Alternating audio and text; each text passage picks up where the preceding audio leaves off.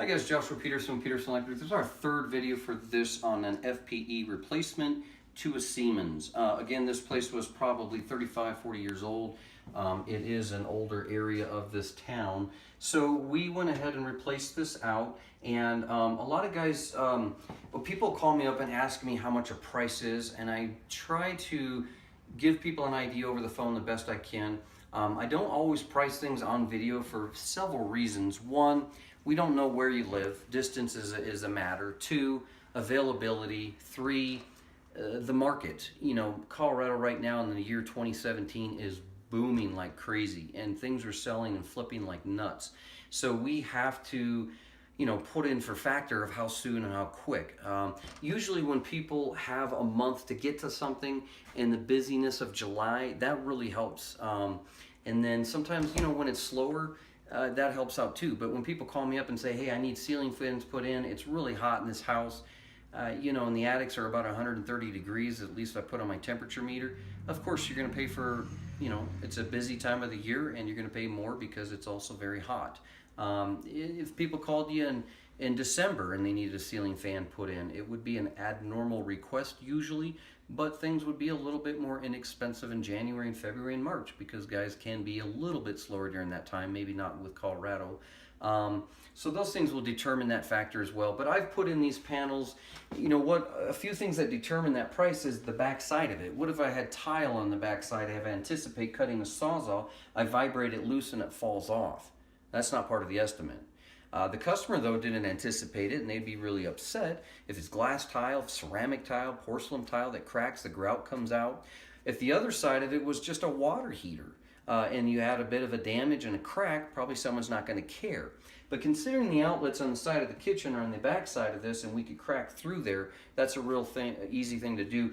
Sometimes, you know, one time in the last 20 years, I actually hit a vent stack going out for a bathroom and we had to get that fixed.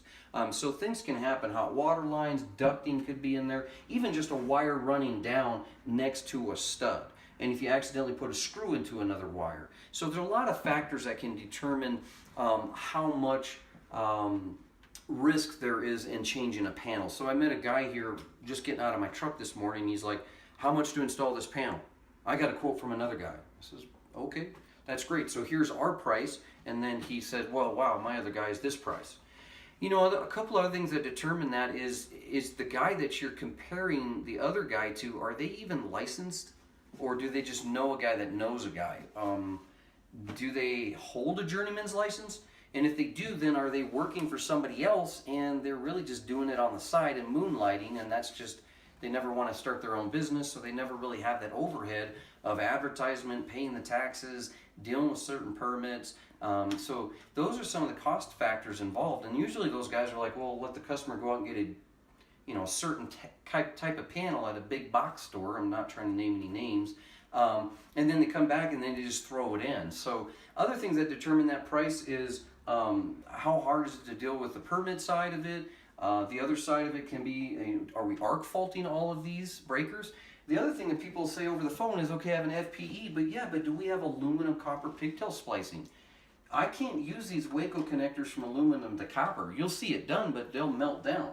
I have to do usually an ideal Alumicon or a twist cap. Usually I only use mostly Alumicons, the 2-port, 3-ports, but we have to put those in and factor that, because I've had some panels where I had 30 of those in there.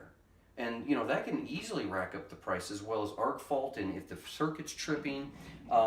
So there's a lot of factors that can be involved with pricing a panel, but FPEs can range anywhere, honestly, from $750, because it's fairly normal, all the way up to $1,500 to turn off the power and get that done. As far as the fact that you're not messing with the main panel side of it, that's assuming there's just a main breaker to kill. So